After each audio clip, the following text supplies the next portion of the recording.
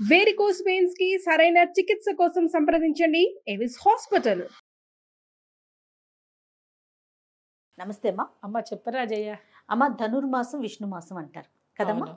మరి ఈ విష్ణు మాసంలో మనం గతంలో మాట్లాడుకున్నప్పుడు మీరు ఒకసారి చెప్పారు 4 అంటే ప్రతి గురువారం కూడా లక్ష్మీదేవికి ప్రత్యేకమైన పూజ చేసే విధానం ఉందని. అవును కదా. అమ్మని కొలిస్తే అయ్యవారిని కొలిసినట్టే ఆటోమేటిక్గా ఆయన కూడా ప్రసన్నుడైపోతాడు. ఈ అమ్మని కొలిచేటప్పుడు ఏమైనా విధి విధానాలు ఉన్నాయా? తల్లి స్థిరంగా ఉండాలి అనుకుంటే ప్రతి ఒక్కరు అదే కదా కోరుకుంటారు. ఎవరు వచ్చినా పంపించేయాలనుకుంటామమ్మా. లక్ష్మీదేవి మాత్రం మన ఇంట్లో స్థిరంగా ఉండాలని కోరుకుంటాం. ఇప్పుడు మీరు అడిగిన దానిలో 2 ప్రశ్నలకి కూడినటువంటి జవాబు ఇది. అమ్మ, మార్గశిర మాసంలో మార్గశిర లక్ష్మీ వారాలు అనేది ఒక పెద్ద నియమ నిబంధన, ఒక వ్రతం. ఆ 5 వారాల వ్రతం అది. 5 వారాలకి అది కూడా మామూలు ఒక కథ. ఆ కథలో వచ్చినటువంటి దానిలో కూడా నియమనిష్టలు పాటించడం. ఓ రోజు తిమ్మనం, ఓ రోజు అట్లు, ఒక రోజు చిమ్మిలి, ఓ రోజు అట్లా తీపి బూరెలు, ఇలాంటివన్నీ పాటించాలి. ఒక్కొక్క రోజు ఒక్కొక్కటి చెప్పి మన నైవేద్యాలు చేసుకుంటాం. సరే, ఈ నైవేద్యాలు పెట్టడం, వ్రతం పాటించడం అనేది ఒక అదొక ఎపిసోడ్ చేసి ఇస్తాను తప్పకుండా. ఇప్పుడు మీరు అడుగుతున్నది ఇంట్లో ఉండేటువంటి లక్ష్మీదేవి స్థిరంగా ఉండాలి అని మనం ఒక మాట అనుకుంటూ ఉంటాం. ఎప్పుడైనా కూడా స్థిరోభవ వరదోభవ సుప్రసన్నోభవ అని అనుకుంటూ ఉంటాం పూజలు చేసేటప్పుడు. కారణం ఏమిటి అని అంటే, లక్ష్మి స్థిరంగా ఉండాలి అంటే అర్థం ఏంటి అంటే, లక్ష్మిని మన ఇంట్లో కట్టేస్తామని కాదు, పక్కింటికి వెళ్ళకూడదని కాదు. ఎప్పుడూ ఇంట్లో ఆనందంగా ఉండడమే లక్ష్మీదేవి. మీరు అనుకుంటున్నట్టు లక్ష్మీదేవి అనగానే ఒక డబ్బుల మూట కాదు, అన్నిటిలో ఉండేది లక్ష్మి. అయితే ఈ లక్ష్మి ఎలా వస్తుంది, ఎలా ఉంటుంది? ఇంట్లో ఉన్నది అంటే అర్థం ఏంటి అని అంటే, ఇంటికి తీసుకొచ్చి తలుపేసేసేది కాదమ్మా లక్ష్మీదేవి. ఎప్పుడు కూడా ఇల్లు శుభ్రంగా ఉండాలి. ఇది ముఖ్యమైన నియమం. ఇల్లు శుభ్రంగా ఉండాలంటే చాలామంది ఇళ్లల్లో ఇబ్బందికర పరిస్థితి ఏంటంటే, ఎవ్వరూ పొద్దున్నే సూర్యోదయానికి నిద్ర లేచి తలుపులు తీయరు. అవును. తర్వాత ఇల్లు వాకిళ్ళు శుభ్రం చేసుకోరు. చక్కగా ఇల్లు చుమ్ముకోవడం, బట్టబెట్టి తుడుచుకోవడం, హాయిగా వాకిట్లో ముగ్గు వేసుకోవడం, ఇవన్నీ లక్ష్మీప్రదమైనటువంటివి. దీంతో పాటు సూర్యోదయానికంటే ముందే గృహిణి, ఇంట్లో ఉండేటువంటి స్త్రీ చక్కగా స్నానం చేసి శుభ్రమైన వస్త్రధారణ కట్టుకుని ఆవిడ ఇంట్లో పని చేసుకోవాలి. ఇవన్నీ లక్ష్మీప్రదమే. ఇక వంటింట్లోకి వెళ్తే వంటిల్లు శుభ్రంగా ఉండాలి, అన్నిటికంటే ముఖ్యమైనది. ఇది నేను ఎన్నోసార్లు చెప్పాను, ఇప్పటికి కూడా జనాలు పాటిస్తున్నారు. లక్ష్మీదేవి ఉండాలి ఇంట్లో అంటే సింక్ కరెక్ట్గా ఉండాలి. అమ్మవారు అందరూ అనుకుంటారు, మీకు తెలియదు, మహారాష్ట్రలో మీరు గమనించారో లేదో, మీకు మహారాష్ట్ర విషయం తెలిస్తే దీపావళి నెల రోజులు మనం వాకిట్లో చక్కగా దీపం ఎలా పెడతామో, వాళ్ళు దీపావళి ముందు వచ్చే మన యమదీపం పెట్టే ముందు వాళ్ళు సండాల్స్లో దీపం పెడతారంటే టాయిలెట్స్లో దీపం పెడతారు తప్పనిసరిగా. లక్ష్మీదేవి అక్కడ ఉంటుంది అని వాళ్ళకు ఒక ప్రతీక.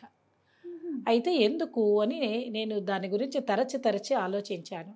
చాలా కరెక్ట్ అనిపించింది. అంటే మనిషి ఆరోగ్యంగా ఉండాలి అని అంటే పొద్దున్నే మనం కనుక అది చూడగలిగితేనే మన ఆరోగ్యవంతులం. ఎంత లాజిక్ అమ్మా కదా. బాగుంది. అందువల్ల అది శుభ్రంగా ఉంచుకోవాలి, టాయిలెట్స్ నీట్గా ఉంచుకోవాలి. అందువల్ల వాళ్ళు ఏంటంటే వాళ్ళు అక్కడ శుభ్రంగా దీపం పెడతారు, దండం పెట్టుకుంటారు. దీపం పెట్టాలంటే ఎంత శుభ్రంగా ఉంచాలి? అది దీపం పెట్టమంటే ఎక్కడంటే అక్కడ పెట్టలేవు కదా, పెట్టలేవు కూడా. అయితే అది శుభ్రంగా ఉన్నది అని అంటే అక్కడ వెళ్ళి ఓం అని గణపతి పూజ చేస్తావా వచ్చేస్తావా అని అక్కర్లేని వితండ వాదనలు వాదించే వాళ్ళకి చెప్పటంలా నేను చెప్పేది ఏమిటి అని అంటే, చక్కగా దాన్ని శుభ్రంగా ఉంచుకోవాలన్న విషయం చెప్పడానికి నేను ఈ దీపం అనే మాట చెప్పింది అమ్మ.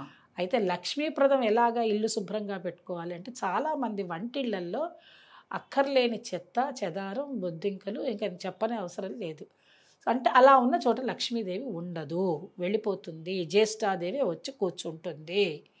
మీరు ఇంట్లో వంటింట్లో స్టవ్ శుభ్రంగా ఉండాలి. స్టవ్ మీద చాలామంది చూస్తాను మంచిగా పాటించే వాళ్ళు ఆ స్టవ్ గట్టి మీద ముగ్గు కూడా వేసుకుంటారు, కళకళలాడుతూ ఉంటుంది. పొద్దున్నే వచ్చి మనం బట్టలు స్నానం చేయకుండా బెడ్రూమ్లో నుంచి డైరెక్ట్గా వచ్చి స్టవ్ ముట్టుకోకూడదు. అగ్నిదేవుడు. మీరు అగ్నిని పూజ చేయకుండా ఆయన చేసే పనులన్నింటినీ ఎంత శుభ్రంగా ఆయన మనకి ఇస్తున్నాడు. అలాంటప్పుడు ఆయన దండం పెట్టుకోవాలంటే స్నానం చేసి వచ్చి ముట్టుకొని టీ పెట్టుకోండి, వద్దని నేను అన్నాను. హాయిగా చక్కగా అందరు ఏమంటారు, మేము ఇల్లు చిమ్ముకోవాలి కాబట్టి స్నానం చేయం. ఇల్లు చిమ్మడానికి స్నానం చేయడానికి సంబంధం లేదు.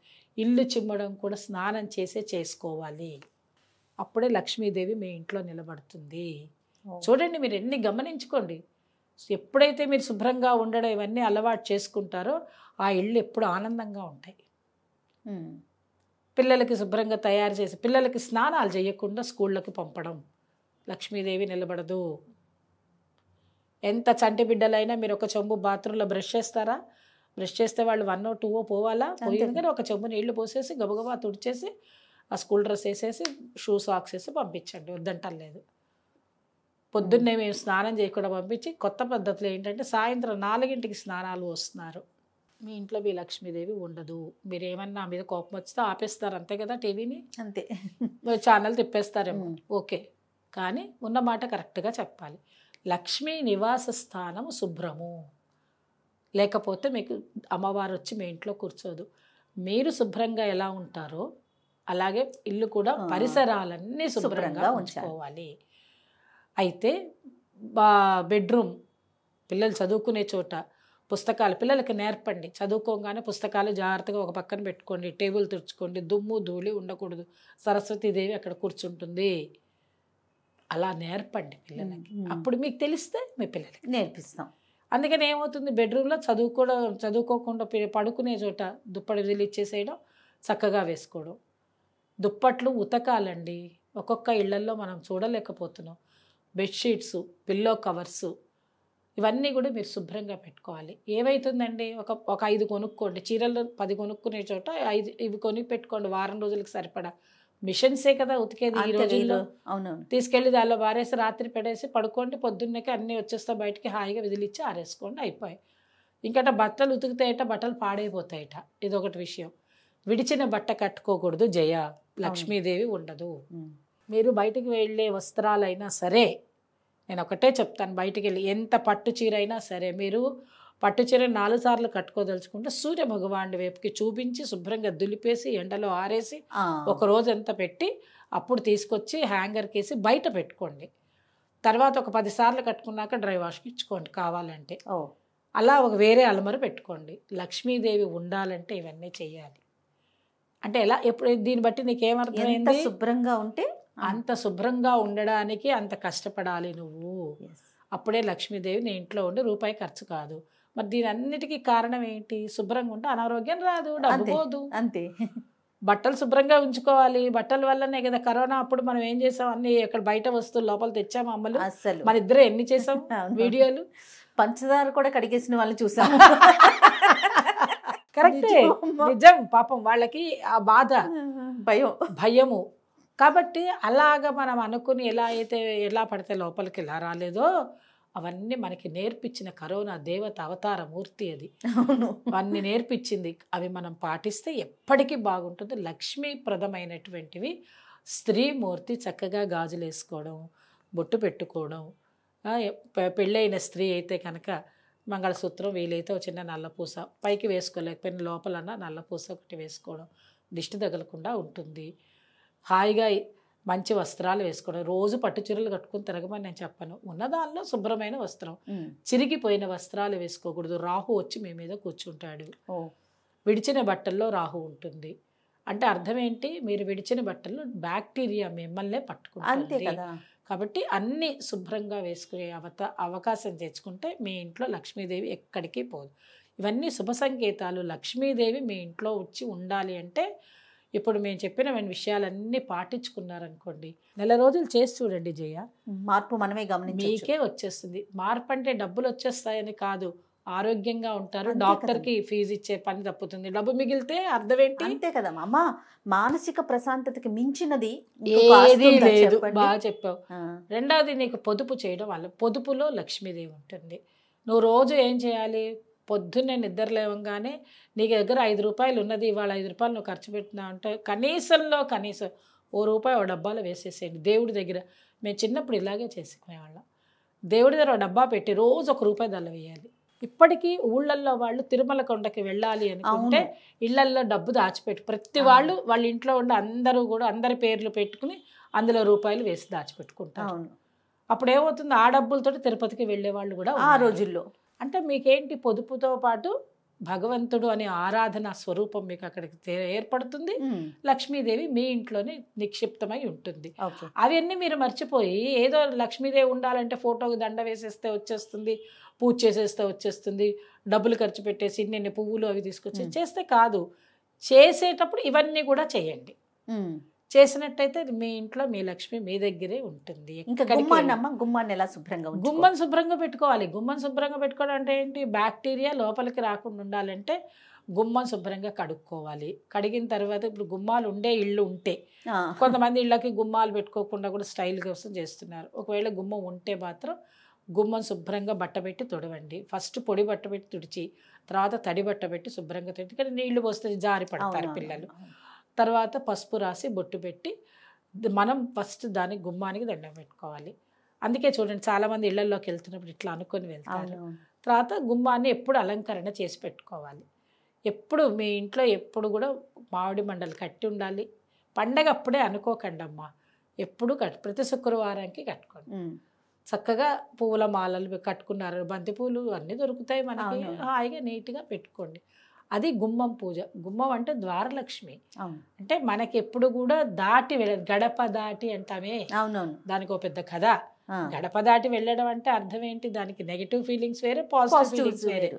ఆడపిల్ల గడప దాటి వెళ్ళకూడదు అని అంటే అర్థం ఏంటి, గడప అనేది మనకి సరిహద్దు, మనకి హద్దు లాంటిది. అవునమ్మా. కాబట్టి ఏంటి, జ్యేష్ఠాదేవి లోపలికి రాకుండా ఆపగలిగేది. శుభ్రం చేస్తే రాదమ్మో జ్యేష్ఠాదేవి. అబ్బో వీళ్ళు చాలా శుభ్రంగా ఉన్నారు, రానివ్వట్లేదు అనుకుంటారు. వాకిళ్లలో ముగ్గులు ఉన్నాయి, శుభ్రం చేసుకున్నారు, చెత్త లేదు చెదారం లేదు.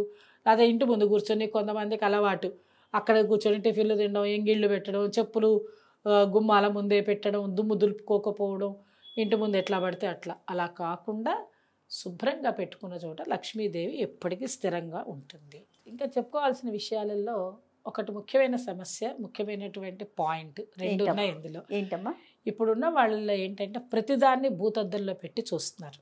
ఒకటి, మనసుని చికాకు పెట్టుకోవడంలో ఫస్ట్ పాయింట్లో ఉంటున్నారు.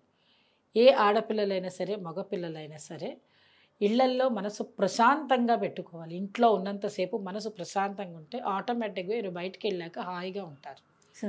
ఏ ఇంట్లో అయితే మనసు ప్రశాంతంగా పెట్టుకుని ఏ గొడవలు, చిన్న చిన్న విషయాలకి కూడా చీటికి మాటికి గొడవలు పడిపోయి విసుగులు విరామాలు అవన్నీ ఇంట్లో పిల్లల మీద పెద్దల మీద చూపించి మనమే ఒక వలయం సృష్టించుకుంటున్నాం. అవసరం లేని విషయాలకి ఏముండదు అక్కడ. ఇది కరెక్ట్. అది ఉపయోగించే విషయం ఏమీ ఉండదు, ఏదో చిన్న విషయం. ఎందుకంటే మన మనసు ప్రశాంతంగా లేదు అంటే ఎప్పుడైతే ఫిట్ ఆఫ్ యాంగర్ వస్తుందో దాంతో.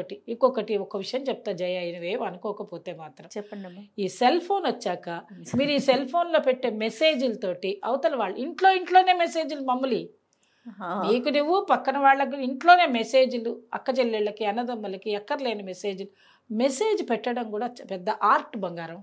ఏదో ఒకటి రాసేయడం, ఏదో అనేసాలే అది నువ్వు మాట్లాడినట్టే నీ మెసేజ్ వస్తుంది. అంతే తెలుసా? అంతేగా. ఇప్పుడు నేను జయతో మాట్లాడాలే, కాదమ్మా జయ అని పెట్టాలి. అదే కనుక నేను జయ తరా చూసుకుందాంలే అని నేను లే అని రాశాను అనగానే నీకు నాకు విరోధం. అంతే కదా, గ్యాప్. కాబట్టి అప్పుడే పోట్లాటలు, మనసు అక్కడ పొద్దున్నే గొడవలు అక్కడ స్టార్ట్ అయిపోతాయి. అందుకని అలాంటివన్నీ చేసుకోకుండా, గొడవలు పడకుండా, అనవసరమైన విషయాలను మైండ్లోకి తీసుకోకుండా ప్రశాంతమైన జీవనం చేయడానికి ఒక నిబద్ధతగా ఉండడం.